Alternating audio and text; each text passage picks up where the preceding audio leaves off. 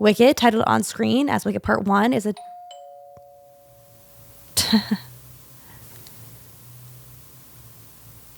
think that you could go to the door. I cannot answer like this. I look ridiculous. Okay.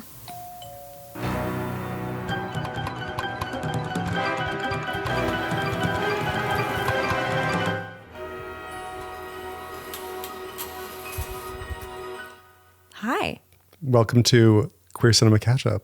This is the podcast where we discuss film, TV, and miscellaneous topics through a queer lens. And I'm Allison. And I'm Alphaba. And in case you haven't guessed, today we're here to talk about the lovely Wicked! We recently saw the Wicked musical at Pantages. Forgot all about that. And then we're also here to discuss Wicked Part 1.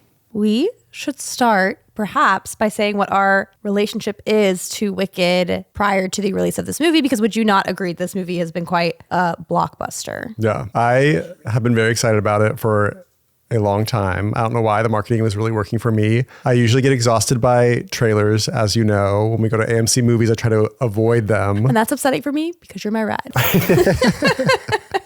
But yeah, with the Wicked trailer, I was like always excited to watch it. But can you explain more about that? Because, okay, I don't know if I felt the same way watching the trailers necessarily. So I'm curious what it was about the trailers that, well, okay, actually I have a theory about why, but I'm going to let you give me your own thoughts instead of putting thoughts in your head. So I know today we spent a lot of time on the visual look of how the room looks. This is all Joe's magical creation. I cannot take credit. Movies, like the visual elements are very important to me. I think for a musical specifically, like sonically, it's the most important thing for me. And when I heard the different variations of the like singing and instrumentation in the Wicked trailers, I was really excited by it. And I think it sounded really good. Mm-hmm. And I was actually like surprisingly impressed by Ariana Grande's performance. Mm-hmm. And after seeing the movie in the trailer, because I think she like embodied her own version of Kristen Chenoweth's Glinda in like a really like fresh way, it felt. Well, I would agree. There's so much to talk about this movie. I have like my thoughts are zinging all around. I have so many things I could say. I love how you just have to stare at me in all green. Honestly, I've just like kind of gotten used to it. Like I woke up this morning, Joe was already in green. I came out and surprised her. No good deed. Allison was like still hadn't quite woken up. So, your eyes look. They really pop. Your eyes look like a deep, deep fake blue almost. So scary. But two thoughts about what you just said. Thought number one, Ariana, the casting in general. Well, Cynthia Erivo seemed like a great choice, but the rest of the casting is sort of like, mostly just Ariana Grande. I don't know about this. And for those of us who love Wicked and have loved it for a long time, originally it was going to be Idina Menzel and Kristen Chenoweth playing the parts, is the chatter that I used to hear back in the day. Yeah, it was supposed to happen right away. At least that was my perception. And I have always liked the musical. I won't say love, because the reason I liked it is because of my sister Caroline, who loved the musical and was always singing it. I knew, I'll have to tell that story in a little bit, but all right, sorry, I'm getting all over the place. You know what I'm talking about? Yes. Okay. Well, what is the core of the conversation right now? There's two things I'm going to tell you. One, the casting for me was like I don't know about this. Like, it's been so long, and they're casting like pop stars in the lead role. Like, what is this movie going to be? I don't feel enthused. And then two, I'm curious for you, since you said it was the sonic impact of the trailer that drew you in. Had you heard many songs from Wicked before? No. I had only listened to Defying Gravity and Popular. And those are like my two concepts of what the entire story is about. And you didn't like Popular, right? Popular really annoyed me. And then I also wonder if it was like some deep-seated maybe homophobia of the pinkness of everything too. I was like, internalized homophobia. Internalized, yes. Like, it's not a homophobic play. But yeah, that song kind of just like annoyed me. And I also was a big Les Mis and Phantom of the Opera fan. Like we always watched that growing up. And then someone was like talking about Wicked. I was like, but don't forget the other musicals. For some reason, I was like really resistant to this modern musical. And you resisted I'm just so impressed. 10 years. Never saw it. This is the Pantages was my first time ever seeing it. The play. You'd already seen the movie. I saw the movie, which is interesting. It is. And I kind of was like, should I go see the play first before I've seen part 2? But what do you think of that decision now? I did not like the music in part 2 when I like watched it.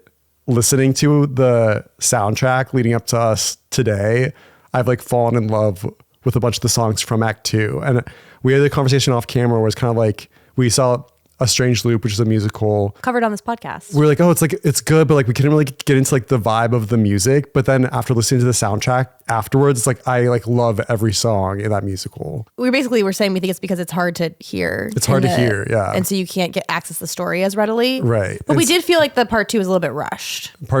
Yes. And it kind of makes sense because some of the complaints about people who had seen the stage play musical of Wicked, their complaints with the movie is that it felt really like slow and long to them. Part 1 is the length of acts 1 and 2 of the musical.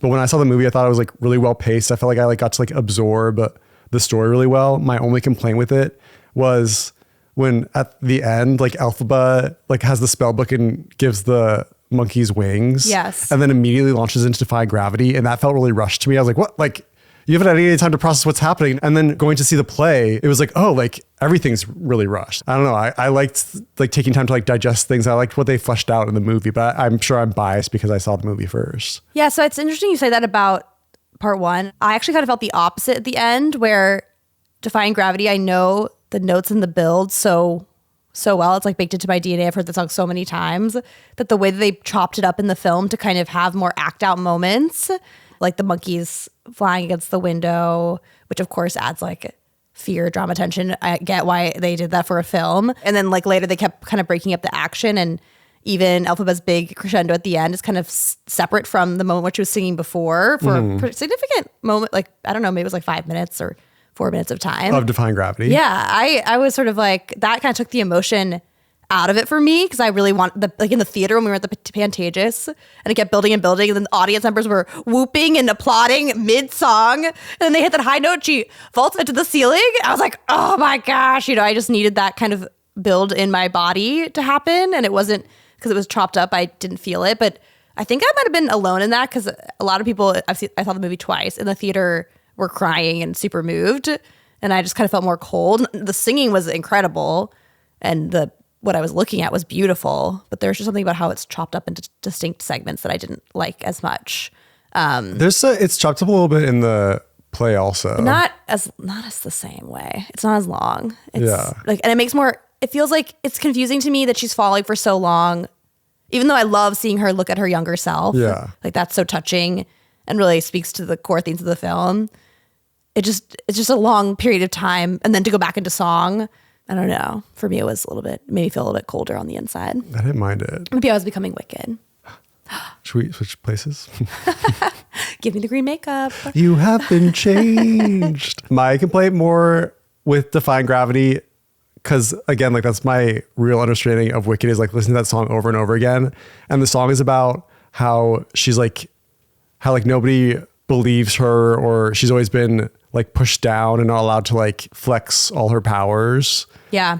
But then in the movie, she wasn't even attended in the school, but then she shows her powers and is immediately enrolled in the school, is privately tutored by Madame Morrible, and everything seems to be going her way except for her popularity and rocky relationship with Glinda. But that's so important to your young social development, Joe. But then she bonds with Glinda. They become friends.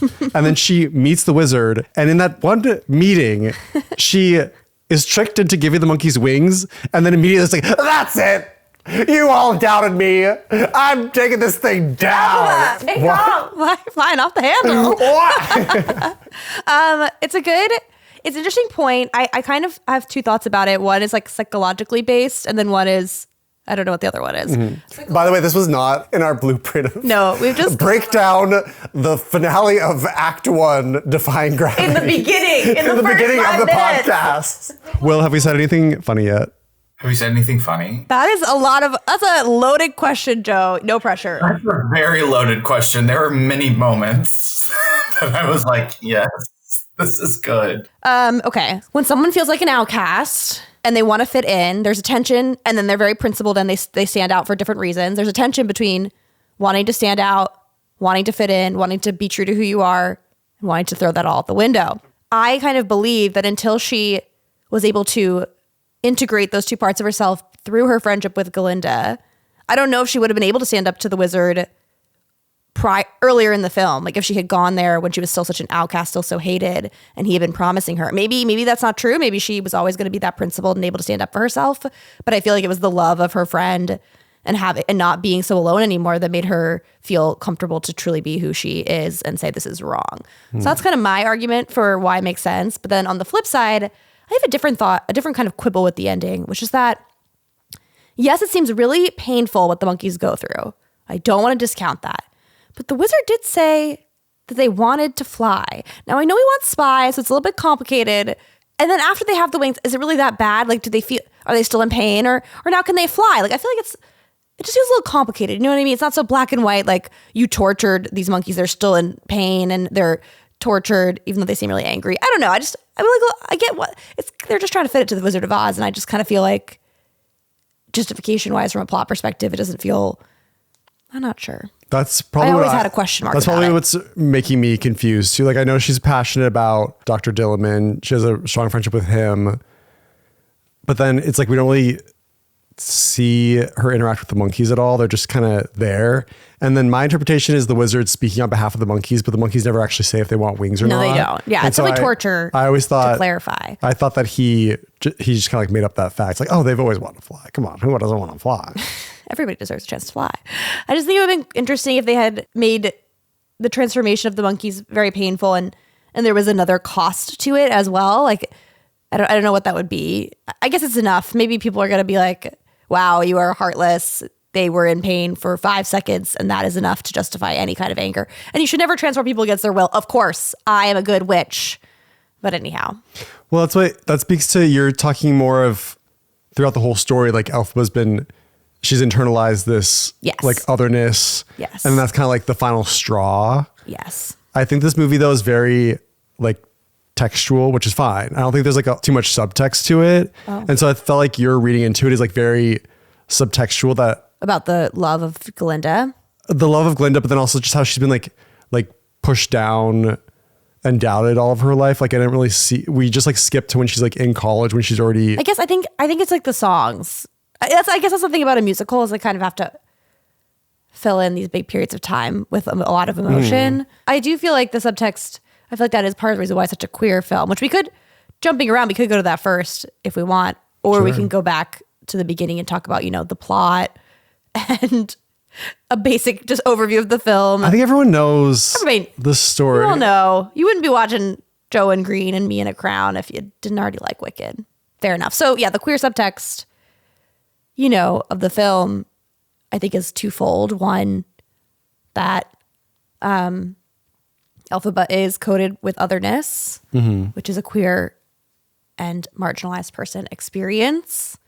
And then two, of course, the relationship between Elphaba and Glinda could have a queer reading, Why are you stroking your sweater? Just because I feel like, Glinda has just a deep-seated affection for Elphaba. And, I know she is upset about Fiyero, but I really think that what she just really wants is for Elphaba to dump Fiyero and run away with her. But she did have the chance to run away with her, and she probably regretted that for the rest of her life. Maybe. I heard there were like interviews where Kristen Chenoweth was kind of like, Glinda could be queer. So did the author of the original book said that as well. I have a quote from him, actually. Gregory Maguire didn't really specifically confirm a romantic connection. And that's the author of the book Wicked, but did say there was intense, possibly queer-coded connection.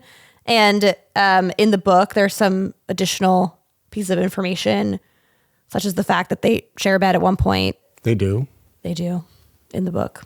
Oh, in the book. And that Glinda is kind of very, like, in her narration. I can't remember. I actually did read the book a long time ago when I was probably too young to read it, but I think it switches back and forth between perspectives.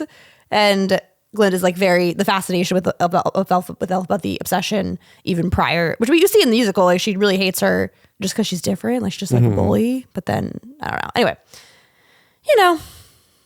it could be queer. Thoughts? What do you think about that? Yeah, they shared a bed that could be queer. No, that is not a good enough.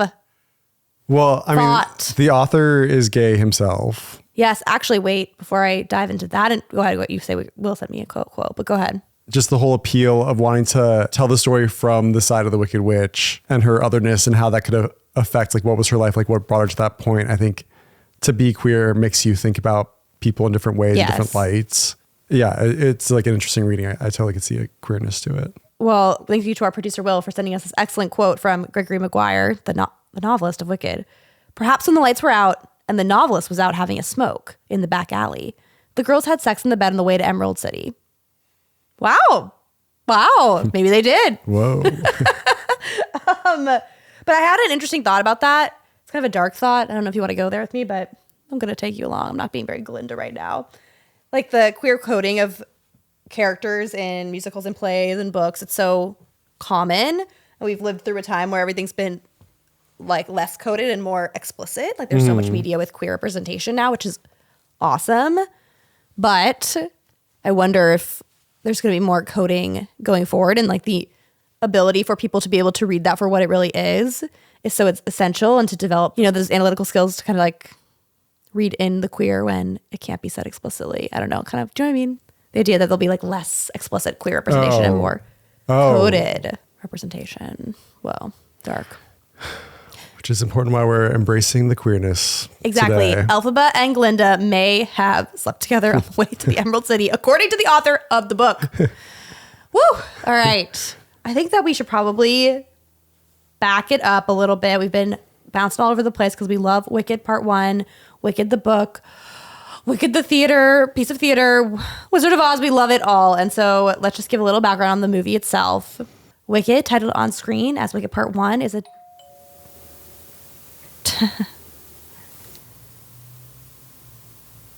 I think that you could go to the door. I cannot answer like this. I look ridiculous. Okay. Let's just keep going. We're just not going to answer it. I don't think we're going to answer it. Just don't answer the door.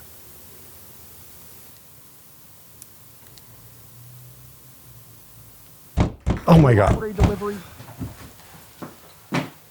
Hello. Oh, you're green. Yes, I know. Okay then. It's just my shipment. So I did a little online reading and I wanted to get a physical copy of the Grimoire to kind of read through some significant things about the stage play. My gosh, this is And perfect. the delivery man was so kind. He already He did work bookmarked for some us. things for us. But what were we talking about? We were talking about just a kind of intro to the film. Mm-hmm. Wicked, titled on screen as Wicked Part 1, is a 2024 American musical fantasy film directed by John M. Chu and written by Winnie Holzman and Dana Fox. Also, it's produced by Mark Platt. This is a good segue. Yeah. So when we saw the stage play musical, We should like break down what happened in the it lead was up. right after the wildfires happened. And we were supposed to see Wicked a week prior. Allison was still visiting her family in Pennsylvania. She canceled her flight back because it would have been really dangerous for you to travel back here. Yes. And so I was going to invite another friend to go see the play. And then it ended up getting canceled. Yeah. And we got like a refund, but then we got tickets and it all worked out for the We best, had actually. amazing seats. We had a really great I was like the closest I've been to a stage ever. We went to it on a weeknight instead of a Yes. weekend. The show right before it starts, Mark Platt came out. Mark Platt came and out. introduced the film and said, LA will stay strong. It was very, not the film, the play. Mm-hmm. It's very cool to see. And then I leaned over to Joe and I said, that's Ben Platt's dad. how was the play experience? For me. Mm-hmm. So this is my second time seeing the play. I saw the play in New York probably in 2009 or 2010. And then I just knew the songs inside and out because of my sister. In fact, Caroline went to see the play with my dad one time when I was doing something else with my mom. Came back, would sing these songs in our basement and try to perfect them over and over again. I would hear them all the time. And then one day, the night before we were going to go see Wicked for the second time in New York, Caroline is so excited. So excited. She goes, Allison, you're just going to love it. You're going to love it. What do you think happens in the play? And then I begin to recount what I think happens. I'm like, well, Elphaba's green. She's kind of an outcast. And she has like visions of meeting the wizard because, she feels so alone. And that would just be the answer to her prayers, if she could step into the limelight. And then she is forced to room with Glinda, who's a jerk and who's way cooler than her and who makes fun of her. And there's something about a hat and they really make fun of her. And then anyway, they kind of wind up being friends. And then I don't know what happens after that. And my sister was silent for like a full minute.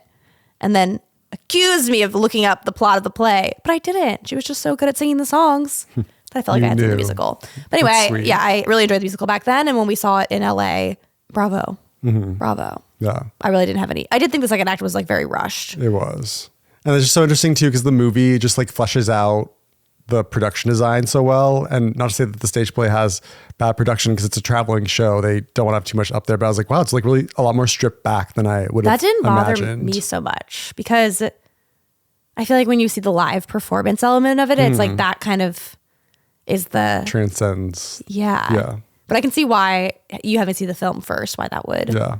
Well, so the Grimmery, this book, it's a behind the scenes look at the musical Wicked. It came out like around the time that the show first came out. And so the book kind of does a good job of breaking down like different like casts and crew and writers involved of like the process of Wicked. And one that I thought was really interesting of Gregory Maguire, and I know you like this. He said, a writer's life can be like Emily Dickinson's, intensely private and often very lonely.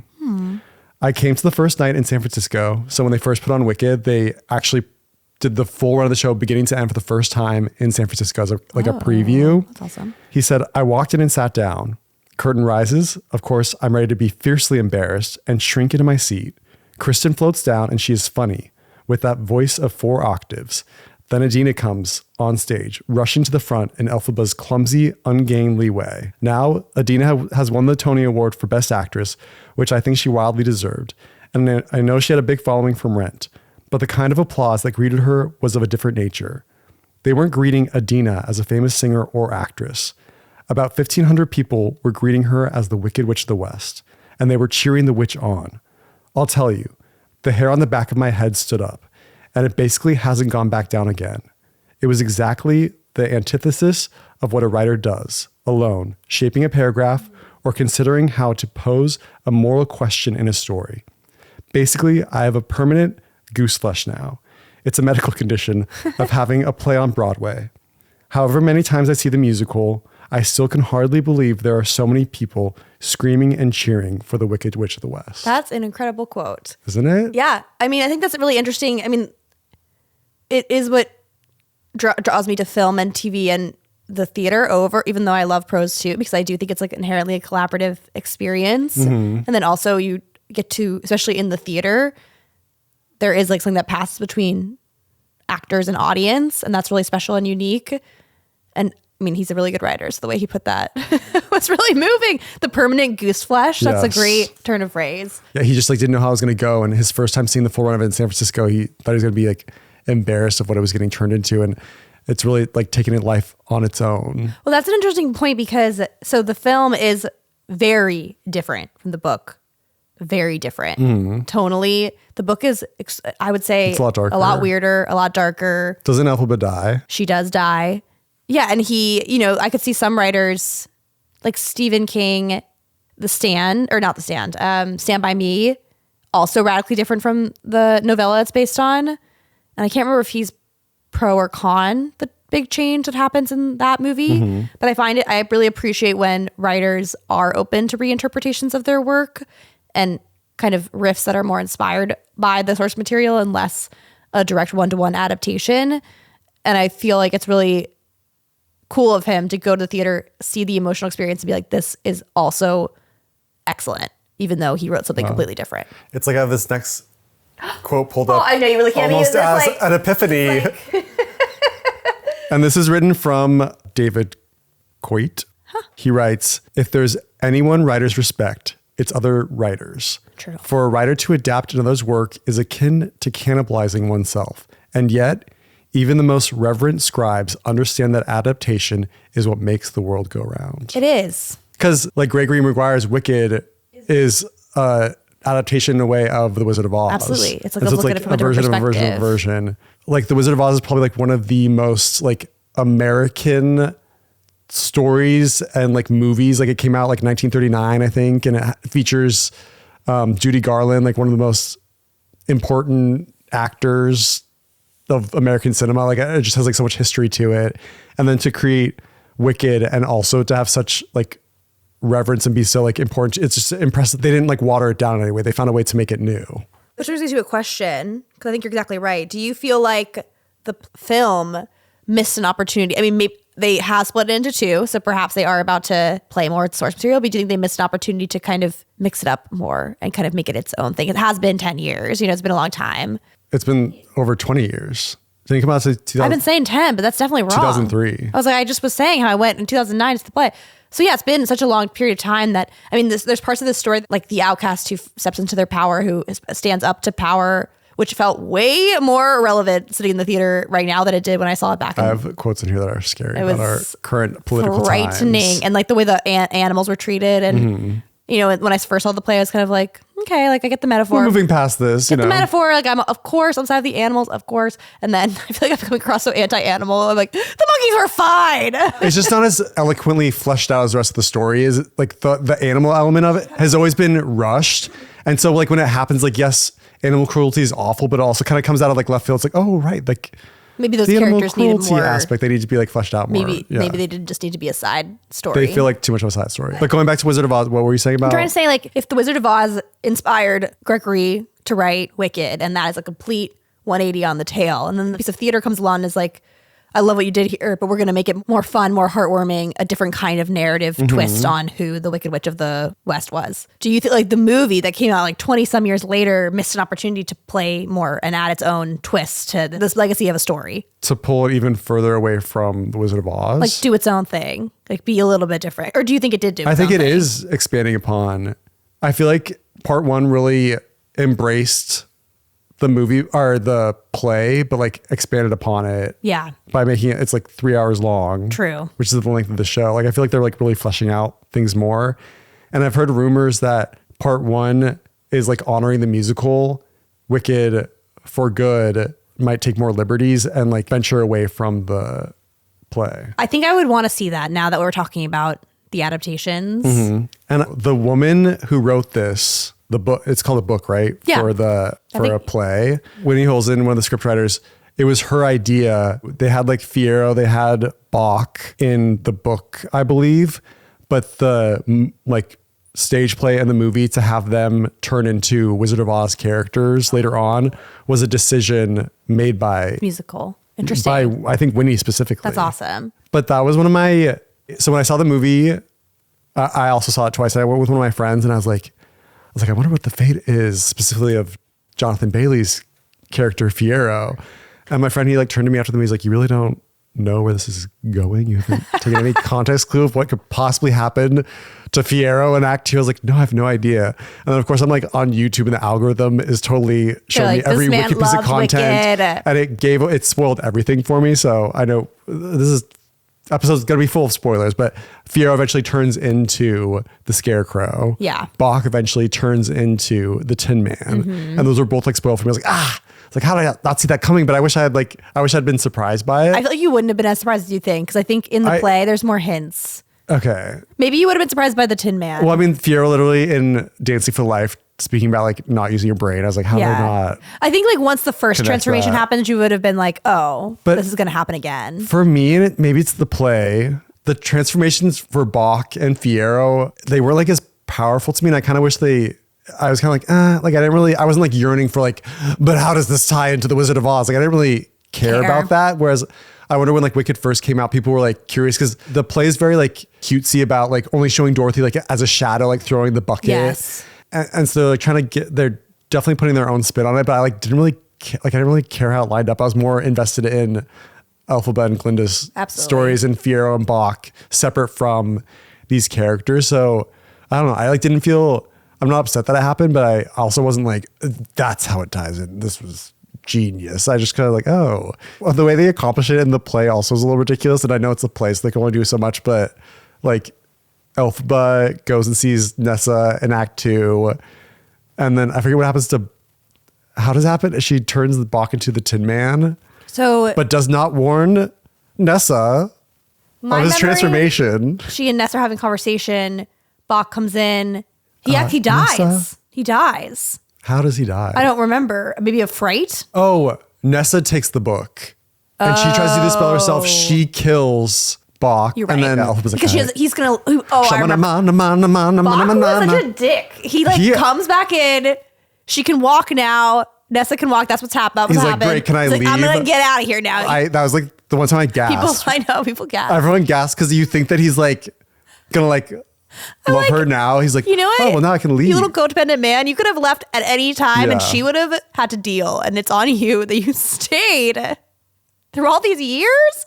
I don't understand. Anyway, I don't really have a strong opinion about the Wizard of Oz element. You know what? There's a story you saw so long ago. You just kind of accept it all, and you have. Even though I just made a huge quibble about the flying monkeys earlier. I mean, I guess in the end, I feel like my memory of the ending was that Galinda helps Elphaba escape, and that was very inaccurate. She's not quite aware of what's going on. Maybe she knows, but she probably doesn't. Glinda? Yeah. My memory is that she helped her escape and knew the truth. But then we were kind of talking about that after we saw the play, and I kind of went and I looked just to see what other people thought, and a lot of people were saying that if she did know the truth, it might, one, make her want to go after Elphaba, or two, either to catch her or to be with her, unclear, or two, it could taint this sort of image she has of her of like, this friendship was transformative. I can see it now very clearly in black and white and see it as something positive. Whereas like if she were still alive and she got to leave and get away with everything and Glinda was stuck holding the bag, then maybe those complicated feelings of resentment and love would have been stirred back up again, which I thought was an interesting take I saw out there. Well, yeah, I don't know. Speaking of Glinda and the choices she made, we were also talking about the political climate today and watching Wicked. And it's interesting how history seems to repeat itself in light of our best intentions. That's very true. Should we read some? Well, I have from Winnie Holzman, the wizard's character evolved in terms of what we were seeing around us. When we started writing Wicked in early 1998, so not long after the book came out, the Bill Clinton scandal had just broken out. Everyone was reeling with the absurdity and horribleness of what we'd all been through with that scandal. And we ended up talking about the wizard a little bit like Bill Clinton, somebody who had these weaknesses. Then, while we were developing the script, George W. Bush took power and the wizard changed. He became more dangerous. We were just responding to what was going on around us. I mean, in the middle of writing, New York City was attacked on September 11th. And you would have to have been living under a rock not to see what was going on around you. We already had a story that has to do with power and the nature of using power. We had to ask, what does it mean to be powerful? That is such an interesting quote because the wizard does feel very Bill Clinton to me, very like good with crowds, charismatic, but perhaps, I mean, Bill Clinton is a smart person, but perhaps underneath that, he has human desires. Foibles. Yeah. But then hearing how the next presidency and the political events that happen next infused him with more malicious intent is interesting. Because it does feel like those two things are sort of stitched together. And the wizard in The Wizard of Oz is more just a con man. Yeah. Who doesn't really, I think he wants to leave, right? Yeah. Like, so he doesn't necessarily want to stick around whereas he's forced to leave in Wicked, the play. And they make it pretty clear in the movie how the wizard, he's like kind of bad, but it almost seems like Madame Morrible is the real bad guy? Is the real bad guy, which I think is kind of ironic that you have Elphaba, who is this wicked witch, and we're telling her side of the story and why she's like this, that you have like Madame Morrible with almost like no redeeming qualities. That's very true. Whereas like the wizard, yes, he's like in on this too, and he's a con man, but he almost seems to be like a puppet to like Madame Morrible. Like she gets what she wants, and she's like. I felt like it was at the direction of the wizard though, that she groomed Elphaba. Okay. That's my But she never gets like interpretation. she never gets songs to kind of like No, I agree with give you. her side, whereas like the wizard gets Seminole Man, which I think is like I think there's like truth to it and there's lies to it. It's like he's manipulating, but I think there's some honesty. He really did want to be a father. That's like his desire he had, which leads to like the tragedy of the show, which felt really rushed in the play. And then in Act 2, the song like Wonderful is like he's just kind of just like this corn-fed hick, like just being like goofy and like. No, I agree with you. I think that it was his direction. Like I don't think Miss Madame Morrible's behind the scenes pulling all the strings like the Wizard of Oz. Because she had to procure Elphaba for her to even be like come to that real city. So he's clearly with him. Yeah, like they're using each other, or he's using her and she's using Elphaba. But then I think you're right that the wizard is given more complexity because he has songs and Madame Marble is not, which is a very interesting point because she is more cartoony. So now it's like, villainous. it's like, well, now where's the musical for Madame Morrible to show her backstory of why she is the way she is, you know? And then so, where's the musical to show the backstory of if why that the person enemy, is like, yeah. "Ah." I mean, can you tell a story with where no one is one dimensional? Is it possible, do you think?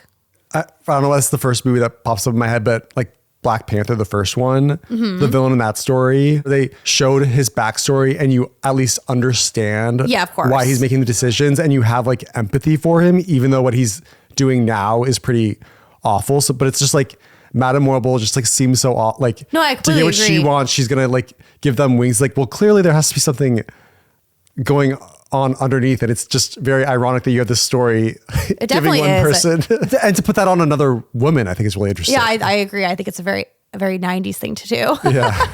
Yeah, I know. I think it's interesting, but it also makes me think about it more just like from, I don't mean like to discount your point. I was more thinking of like from a Riley perspective. I wonder if it's even possible to create a story in the traditional sense, especially if you're filtered through someone's perspective, because we're so Right. human that we always, it's just like really interesting question. Who is the woman in the Bill Clinton scandal? Monica Lewinsky. Monica Lewinsky. We get that quote from Winnie being like, oh, we wrote The Wizard when such and such was going on. Yeah. When that scandal happened, I think a documentary came out like within the last 10 years from Monica Lewinsky's point of view. And the TV show. She was like ripped to shreds. She was like very young. and so it's very like, wrong. it's This is the interesting how, president, yes. it's like if Bill Clinton is the wizard and then she is this Elphaba type character, it's interesting how someone is always the villain in someone else's perspective. I think that's like a really wise point. You're exactly right. They picked the female character to make her some kind of witch. Witch in the more, not in the Elphaba sense, but in the, oh, my pretty, I'm going to get you. And I'm going to get all my power from you. Ah, ha, She's like, like you said, like a cartoon character. And I would say the same kind of applies to Nessa Rose. She's kind of also, I mean, Bach really sucks, but she also sucks a lot. And it is interesting that her reason for being so cruel is that she was always made to stick out because of Elphaba, but she already stuck out because she was already different too. That's another part of the writing that confuses me a little bit. Like they're both, I guess I could see how one feels that they could maybe fit in more if they didn't have Elphaba around, but it's interesting that the other women in the play, except for Galinda, are more cruel. Kind of my gripe with knowing the song Defying Gravity before I saw the movie and plays, I like built up this whole like slow building like lore around it of how it got to this point. And it just seems like really rushed. And so when I saw Act 2 of the musical and she's singing like No Good Deed, I was like so fixated. I'm like what transpired where like all of a sudden you just like decide you're going to be like bad now and do no more good deeds anymore. I guess the implication for me, or the idea for me, is that this terrible things happened where the wizard has tricked both Galinda and Elphaba. It was Galinda's suggestion that something should happen to Nessa, but I don't think she thought that Nessa was going to get murdered. No, she did not. Fiora ends up getting caught. She casts this spell in the hopes that he survives, but she doesn't really know if it's going to work. And then she's reflecting on kind of her trail of bodies here, or the trail of bad things that have happened because of her attempt to be good. Whether in the first place being good was vaulting oneself to the wizard and being accepted by the most powerful person and thus being deemed good, versus afterward when she realizes no, being good is something else entirely, and now I'm going to try and combat evil by being good. It doesn't work. It only leads to more death and destruction. And so now she's not going to try at all. Is kind of my interpretation. But it is a very dramatic song. I love that song. But it is, I almost want her to make a stronger narrative choice after that. Like, okay, I'm going to go rain destruction down. Kind of like, you know what? Kind of like, do you know what I'm going to say? Game of Thrones. Yep. An epiphany came over me. But there, they didn't stick the landing. But the idea that it was rushed. But if it led to it slowly, it would have totally worked. burn them all to the, like when Irv says in Severance, a crossover with our TV show podcast. burn this place to the ground. Like they really built up he loved Lumen. He was so bought in, and then they slowly erode that over 7 episodes. So that when he says that, you're like, yes, you really get it. Yeah. But I guess you don't have time to do that in a musical. No. You did have time to do it in Game of Thrones. And in the musical, they don't even do the Surrender Dorothy. That's so cool. That's a really cool shirt. Should we go back and talk about The Wizard of Oz a bit? Yes. The Wizard of Oz is a very political book. I didn't know it was political. Oh, it's said to be about populism and the Gilded Age. This is the 1890s for context. There was economic turmoil during the 1890s. especially because of debate between whether we should use the gold standard or something called bimetallism, which would be using both gold and silver to back our currency. Now we're getting into some economics that I did at one time have to learn for a previous job, and I didn't really understand it then, and I can't say I 100% understand it now. But the populist movement was a reaction to this. It was largely farmers and laborers who supported the shift to bimetallism or free silver. So they would want both silver and gold to back our currency. And this would create inflation and bring relief supposedly to farmers who had a lot of debt. There are some parallels, interestingly, to our own time where there's also a populist movement going on. And so the author, he was a journalist who lived in the Midwest, was very exposed to these problems. And a lot of people have interpreted The Wizard of Oz as a political allegory reflecting this moment in time. So Dorothy is supposed to represent the every man or every woman of the common people, especially Midwestern farmers. She is from Kansas, lives on a farm, which I don't know if that's true in the book, but certainly true in the movie. And then the yellow brick road would be like the gold standard. It seems like a promising, safe route, but maybe that's not the case. The silver shoes, which were changed to ruby slippers in the film to appear more eye-catching on camera with use of color, would be the silver kind of component where, oh, there's this other option, which, populists thought would solve all the economic problems. The fact that Dorothy has them means she gets to go home to safety and stability. The Emerald City was supposed to be Washington, D.C., which seems like a prosperous, beautiful place, but it's all an illusion. The wizard is often interpreted as President William McKinley or as any deceptive politician. The scarecrow was the farmers. They were seen as uneducated, but actually had a lot of good ideas. Although I'm pretty sure maybe my perception of this moment in time is a little bit skewed, because I'm pretty sure the shifting to bimetallism was not a good idea, but I could be wrong about that. I had no idea the strong political I always ties to knew it. it had a strong political undertone. I just didn't know the What I was history until I pointing looked to. this up. The Tin Man was the industrial workers, factory workers. Cowardly Lion was William Jennings Bryan, who was a populist figure who gave a lot of rabble-rousing speeches, not unlike certain politicians of today associated with the... What are the qualities of a populist candidate? If there's a lot of economic or societal pain, specifically, most likely economic pain in society, and that people really need a solution, like the way life is right now, it's not working for people. And then a populist candidate would come into being trying to speak to those people like, I'm here to help you. But often the message is like, oh, I can solve all your woes. Here's a scapegoat, or here's this solution that's going to solve everything and bring down the big bad rich people and help rise up this underclass that's suffering.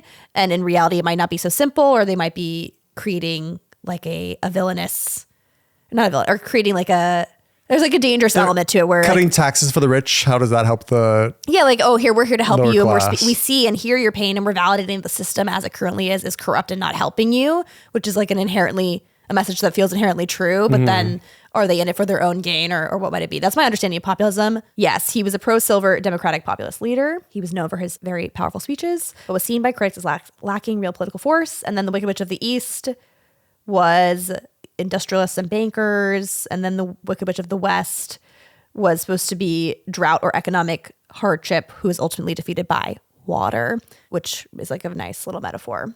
The author wasn't necessarily confirmed as a populist, but was definitely tied to progressive causes. So that's kind of what's confusing about this, is like populism was more progressive. At that time. Yeah, like you could be a populist and be conservative or progressive. It's more like tied to the economic side of things. But yeah, it wasn't clear if he was a populist but he was linked to progressive causes. But I do want to note that apparently he had very problematic and terrible views on Native Americans, even calling for their eradication in newspapers.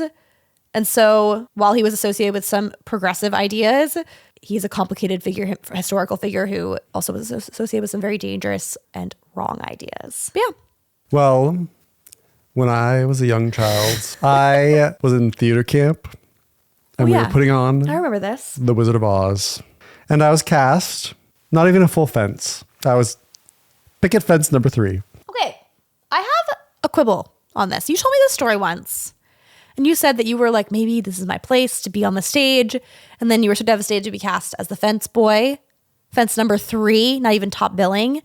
But then later you told me that actually the fences had a lot to do, and they were really funny and mischievous. And I think that you have been telling yourself this narrative that you were cast as a nothing fence, but in reality, people saw such lovely energy in you that they thought you'd be a great fence and disruptor and play actor. I am over dramatizing it because later on in the play, I also played like monkey number 4. Hey. But today, what's different than me just recounting to you? Oh, you have a picture? I have a picture of me as the fence. I see.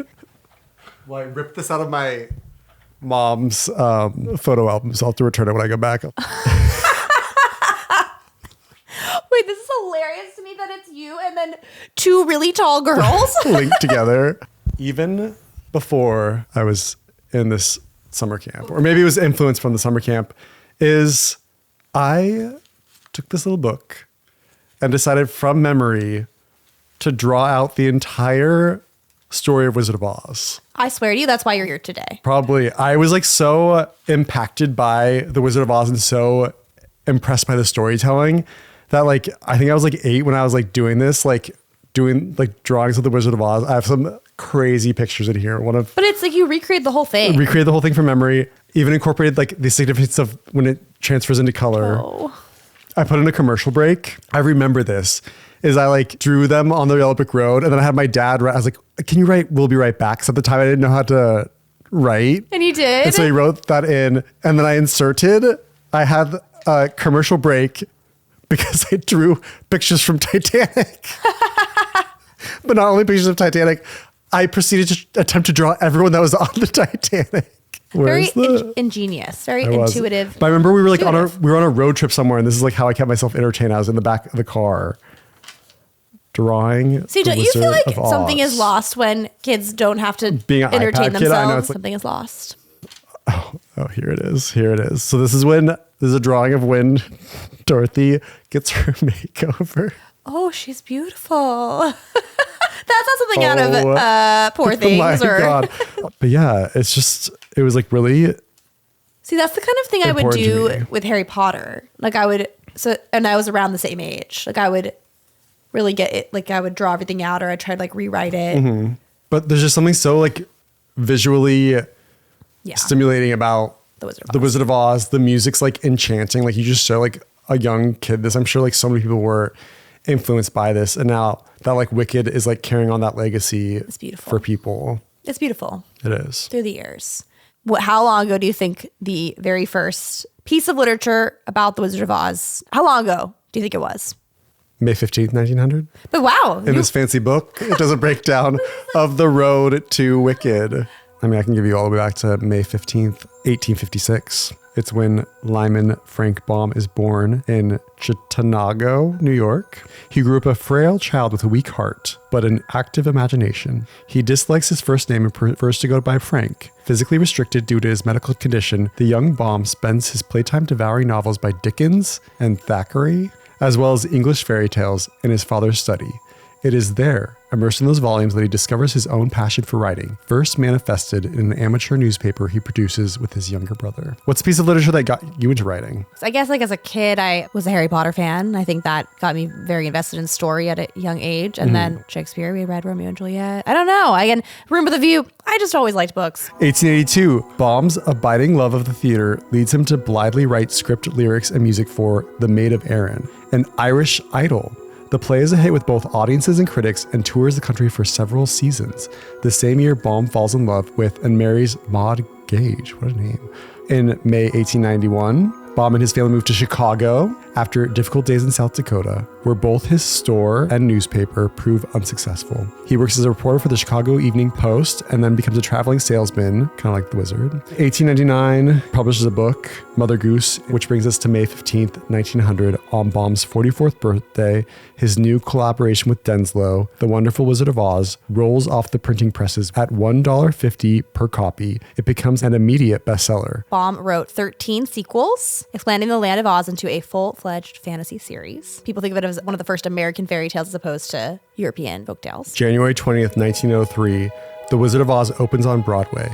An extravaganza prepared for the stage by Baum, but vastly rewritten and reconfigured under the aegis of legendary director Julian Mitchell. That's fascinating. Uproariously entertaining to both young and old, it's the season's biggest hit. Fred Stone and David Montgomery rise to instant fame as the Scarecrow and the Tin Woodman, and Oz plays 293 New York performances. Thereafter, road companies tour the show for the next 6 years. So wow, this is just like... It's exactly like history repeating itself. It is. 1910, silent short film, The Wonderful Wizard of Oz. And then, of course, we got the big one. The 1939 MGM film. Which opened at Grumman's Chinese Theater. It's an immediate, critical, and popular triumph. The now legendary movie musical stars Judy Garland as Dorothy. The following year, it receives 5 Academy Award nominations, including Best Picture. The film has color, which is groundbreaking at the time. It was broadcast on TV in the 50s and 60s, and that's when it kind of became the cultural phenomenon that it is today. And then in the 70s, I have a funny little anecdote where my mom, she would always watch The Wizard of Oz on TV, but they never had a color TV. So she did not know that the film was in color until she went to college. That's crazy. So reading this, it's interesting that it was already like a financial and critical success when it first came out, the movie.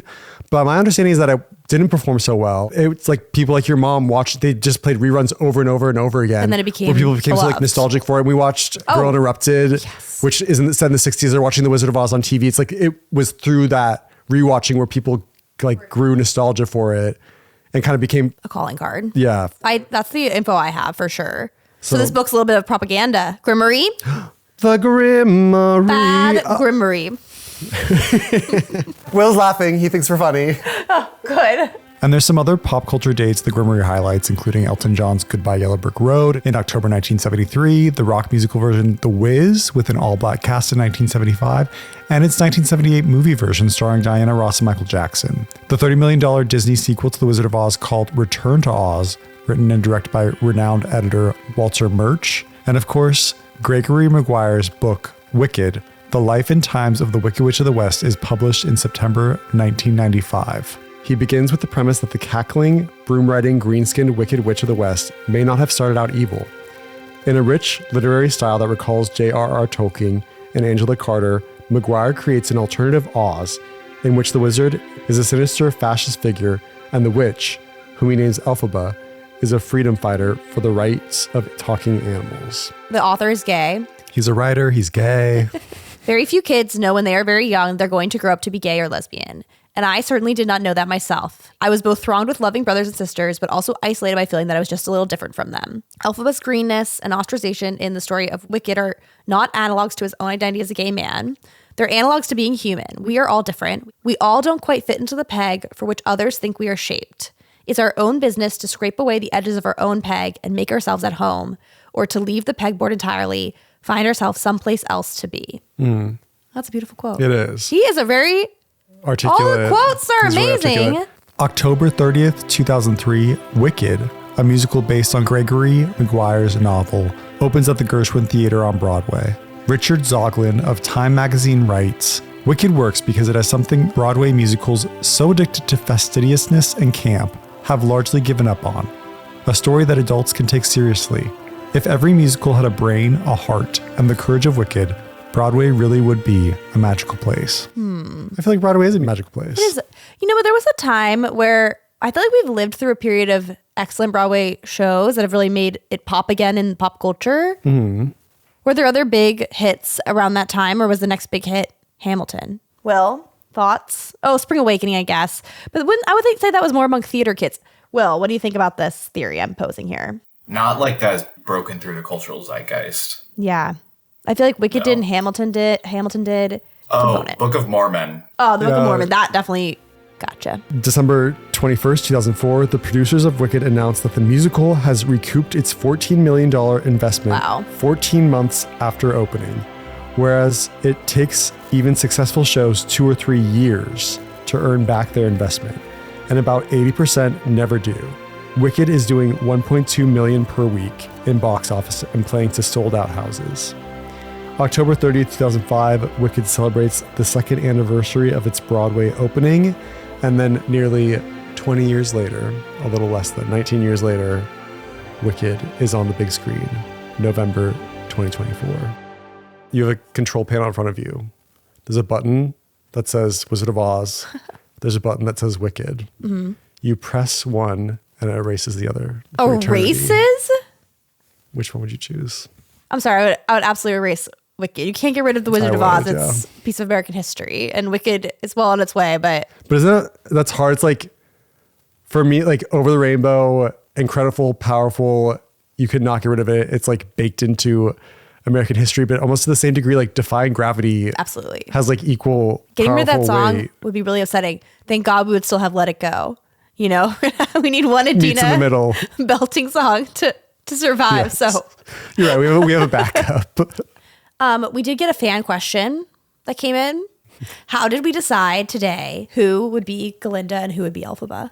Well, I kind of knew that I would hardcore commit. I think I probably would do it. I would. But then like you'd have to be Galinda, which like also I'd embrace it. So maybe we need to do a fall. For part 2, we'll flop.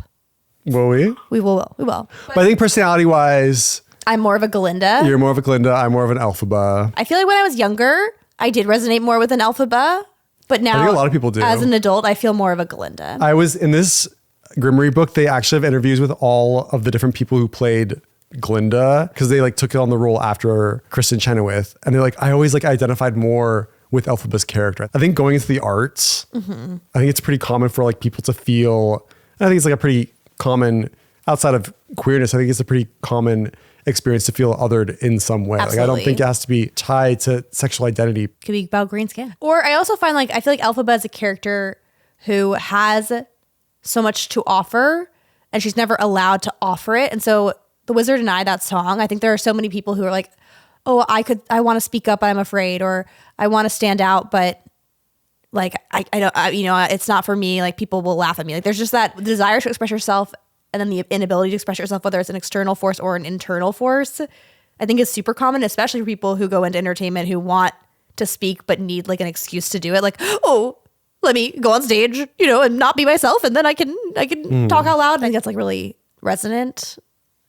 And then, yeah, for Galinda, I feel like she's someone who really wants to be good, but she has a very superficial understanding of what goodness is. And it's all about perception, which I guess they both do really in the beginning. But Galinda kind of already is seen as good and doesn't want to lose it. And so I think that's certainly something that I can relate to. And I think if you tie her character to a queer journey too, which you can, and like a feminine queer journey, I feel like that speaks to me on a personal level. So call me Galelphaba. Galelphaba is crazy. So another element of this Grimoire book that I really appreciate is Stephen Schwartz, the composer for Wicked, went through and broke down each song. So I think it'd be fun to quickly read through Yes. his thoughts on the songs. So let's start with No One Mourns the Wicked. I hardly ever start by composing the opening number, but this is the song I started writing first. I wanted to open with everyone celebrating a sort of ding dong the witch is dead for the Wicked Witch of the West. It's rhythmic and explosive, but somewhat discordant to our ears. And I have Glinda singing here because Kristen Chenoweth wanted to use her soprano. Then I thought maybe a little light soprano could work for the public Glinda, presenting her face to the world. So Kristen can show from the first minute of the show that she can hit those high A's.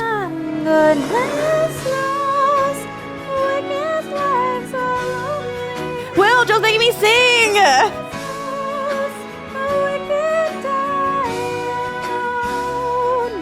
The Wizard and I. When I meet the... If you look at virtually any modern musical, all the way back to Rodgers and Hammerstein, everyone has a character come out and sing an I Want song. Since birth. I can't even look at Will because he's probably like, you were off key. What I tried to do with the score in general was to find a way to use accessible music that was appropriate. Elphaba is young and in college. I wanted to compose something appropriate for a teenager, but not something about which you could say, oh, that sounds like Seattle grunge from the 1990s. The Wizard and I.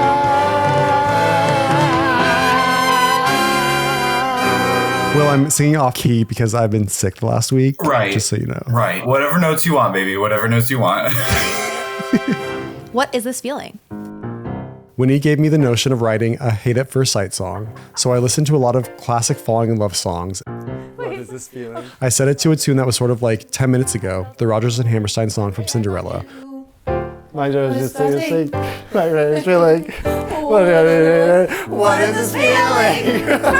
Then as we're going into rehearsal before our San Francisco tryouts, Joe said he had seen Hairspray and he noticed how high energy the first several songs in it were. He called and said, I think what is bothering me about the song is that it's not high energy enough so early in the show. Loathing. Of course, he was exactly right. Then I said to him, okay, I know exactly what to do with this. I went home, and 2 days later, I came in with a song that went to the show. Let's just say, we love it all. Dancing Through Life. This was the last song written for the show. It replaced a number in San Francisco called Which Way Is the Party? When we cast Norbert Leo Butz as Fierro, Which Way Is the Party just didn't fit him. Also, I realized in San Francisco that people didn't understand that Fierro was expressing his philosophy of life. It came off as if he were just trying to do a dance number. So I had to be more overt about stating his philosophy, to party through life. So I came up with Dancing Through Life. For the music, I had like 5 different new versions because we couldn't figure out what would work best for Norbert. I did one that sounded like a Frank Sinatra tune, one that was a little bit like They Can't Take That Away From Me, sung by Fred Astaire, one that was Billy Joel-esque, one that was atonal, but people felt it was too much like Stephen Sondheim. And then I did what I called the Sting version. It has a steady bass line, like in Every Breath You Take. Wayne Salento, who handled the musical staging for Wicked, was instrumental, pardon the pun, in recommending the Sting version because he felt it would lend itself better to the choreography. Even in your case. Popular. At one time, Winnie had the idea of Glinda trying to dress up Elphaba to look like her. And Mark Platt realized that it was a parallel to Emma, the Jane Austen book, or as we used to call it because of Alicia Silverstone movies, the clueless section of the show. And yes, indeed, you will be. I wanted to write something that had no depth whatsoever. It's empty calories. Popular. Linda decides to transform from this girl into somebody like her, which is absurd to do to the Wicked Witch of the West. It's meant to be as shallow as possible, and I think that's why people enjoy it, because it's funny in that way. Glinda refers to the fact that politicians and heads of state get by, not because they're particularly smart, but because people would like to hang out with them. Start an awfully long way to go. I do. As for Kristen yodeling on the word popular, I just like yodels, and Kristen is from Oklahoma, so maybe I was thinking unconsciously of country western music, and I knew she could do it. I'm not that girl. It's hard for me to talk about this song. It's funny because it was one of the easiest ones to write and came pretty easily. I decided the song should never get too big, that it should be almost like a music box. But it's the kind of feeling that all of us understand. Every so often we long to steal to the land of what might have been, but that doesn't soften the ache we feel when reality sets back in. We've all felt it. I certainly have. A moment when you fantasize and then you realize, wait a minute, that's not realistic, that's not who I am. That's so sad. Girl. Okay, let's go. Every so often, we long to hear. Dump him. One Short Day. This was the 3rd song I wrote for Wicked. I'd already done No One Mourns the Wicked and Making Good, which in the end we didn't use. I played them for Mark Platt and he liked them very much, but I could see that he was a little concerned. And in a very tactful way, he asked me, do you think that some of the songs, and I said, you want to know if there's going to be anything fun in the show.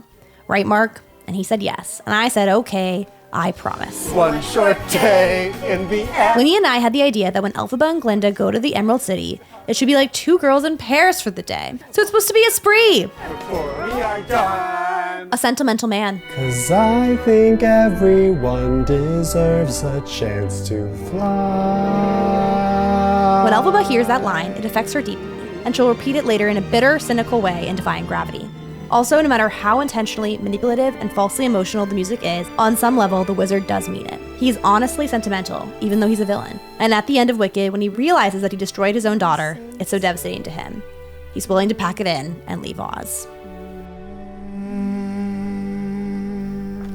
Defying Gravity.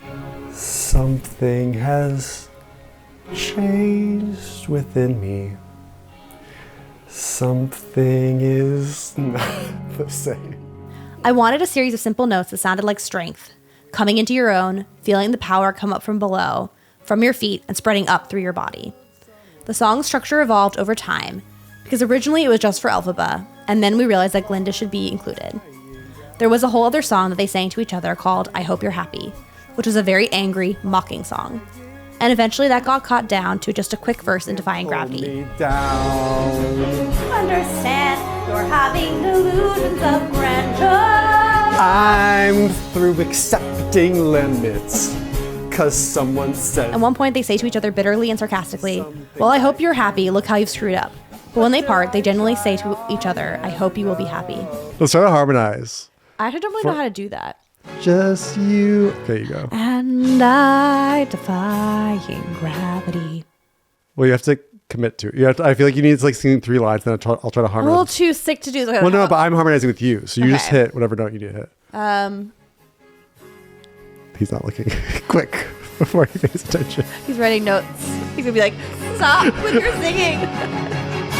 So if you can't find me, look to the western sky. As someone told me lately, everyone deserves a chance to fly. And if I'm flying so low, at least I'm flying free. To those who ground me, take a message back from me. It was also very important that for a moment, these women look like they're going to join forces. I've heard it Just said you. that people come into our lives for a reason. You're choosing the hardest song. Defying Gravity specifically has a part where they harmonize. Just you and I. Defying gravity. It's you and I. You're changing the note though. I can't do it. Glinda can't do it. From this point on, they go down different paths. Glinda is going down the path to becoming Glinda the Good, and Elphaba is going down the path to becoming the Wicked Witch of the West. There's a moment when it could have all been different. So I wanted the music to be powerful and empowering and thrilling. It took a while to come up with the title, and then I finally thought, well, the phrase defying gravity seems right, because I like the word defying. It's defiant, but it's also about lifting off from Earth. Ooh,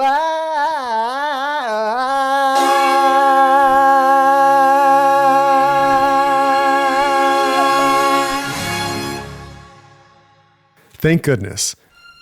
Elphaba is now viewed as a terror to Oz. And of course, Madame Morrible and the press are fanning the flames. And celebrate. Oh, and celebrate. What a celebrate. At this point, I decided that her character needed depth. Thank goodness. And so I began to think what was happening inside her. This should be her most triumphant moment. This is where she gets everything she ever wanted, and yet she feels fraudulent inside. She's very unhappy. Couldn't be happier. Because none of it feels genuine to her, and she's becoming too self-aware. So she's trying to talk herself into feeling happy, that this is a happy ending. But actually, she's in complete despair. She's on the verge of tears. Wonderful. It was the only place in the show I actually wanted to sound like a specific place and time in our world. Early 20th century Midwestern America. Feels one. What's really going on in the lyrics, of course, is that the wizard is intellectually seducing Elphaba, and Elphaba is enticed by this, that she too could be wonderful and celebrated. He also sings what I think is the philosophical core of the show. There are precious few at ease with moral ambiguities, so we act as though they don't exist. And that's what Wicked is about. Full road of yellow brick. Like this. For whatever reason, people need to look at things in black and white to label one person a villain and another a hero. Whoa, powerful stuff. I'm Not That Girl, reprise. When Elphaba sings I'm Not That Girl in Act 1 about Glinda, it's understandable. And then here, suddenly, it turns around. And Glinda sings it about Elphaba. You never see this coming, so that's very neat. And then it segues into the love song between Elphaba and Fiero, which is enormously satisfying to me. As Long As You're Mine. Kiss me too. It's a love song, and it's supposed to sound sexy and passionate. But there's a darkness underneath it, because Elphaba and Fiero know, even as they sing, that this can't last. They understand that they're fugitive and this is just a moment in time. Baby, Hence the title, As Long As You're Mine, with another reference to time. By the way, this is one of the scenes that Joe Mantello staged most beautifully. Originally, in our script, it was set in a little rented room. I'm confused by that. How could you rent a room on a stage? Oh, I see. The characters rented a room. Okay. And Joe wanted to get it into a more open and mysterious place. So he put it in the forest with a campfire and a lantern and stuff. I think it looks so beautiful, and it's so incredibly romantic. I feel wicked. And now on to my favorite, No Good Deed. No good. The number is a bit of me showing off. The piano line is Rachmaninoff-y, very fast and harmonically complex. And No Good Deed Goes Unpunished is one of my favorite sayings in the world. It appeals to the bitter and cynical side of me. Once a month at least, something happens in life when a friend or I will say, well, here's another example that no good deed goes unpunished. This is the most operatic moment in the show. It's structured like an opera aria, if you think about it. It has huge range, and it gives Elphaba a lot of vocal pyrotechnics. And there are places where she sings Nessa and Dr. Dillman with the orchestra just sawing away on the violins.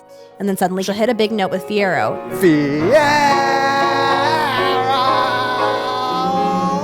Musically, this is the most ambitious thing in the show and pretty exciting to me. And lastly, like a comet. I avoided this song for a while because I knew it was the heart of the show. When I felt ready to do it, I called Winnie and we had a long brainstorming conversation. We were talking about the content of the song, and I scribbled down a lot of ideas. Winnie was free associating. At one point, she used the phrase "for good." She said, they've been in each other's lives and they basically changed each other for good. I've been changed for the better. Then I talked to my daughter Jessica. She has a friend who lives across the country from her, but whom she has known since they were little girls. I said, if you knew that you were never going to see your friend again, what would you say? Because I knew you. Because I knew you. Pretty much the entire verse for good is what she said. I have been changed.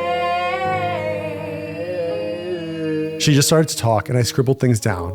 People come into our lives for a reason. There are things we learn from each other and we help each other grow. Whoa. Also, it's kind of like us. It is. We've come to the end. It's been 1 year or 0 Ignore the 0. years of podcasting. It was 0 years of podcasting. Now it's 1 year. Yes. What are your thoughts about podcasting for 1 year? How do you feel having come to this milestone? It has been such a rewarding and creative process, and I really look forward to it. That's what I think. I think it's like a real creative outlet. And, you know, so often when you're pursuing anything creative, you have to wait for the green light. But with this podcast, it's our chance to just take the bull by the horns and talk about what we love, which is film and TV. And we get to do it together. And that is so fun to me because it is like, you know, we do this all the time, just chat about what we've seen or what we're watching. And then to get to do it with this idea of like someone out there might be listening and how does that shift our conversation is similarly a fun creative challenge and a friendship outlet as well. So to me, there's nothing better than our podcast, Queer Cinema Catchup. I agree. Queer Cinema Catchup. It's changed us both for good. I know, instead of blowing out the candle on our lovely episode, we could just turn it off.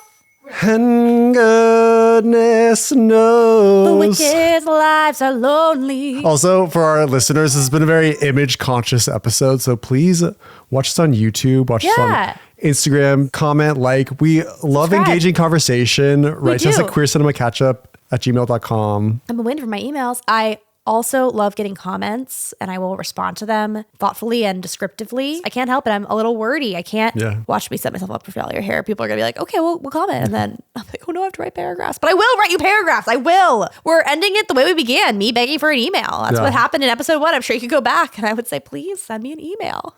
Well, it's been a magical day of defying gravity with you. Agreed. I think we should turn the cameras off and have some cake to celebrate 1 year. 1 year.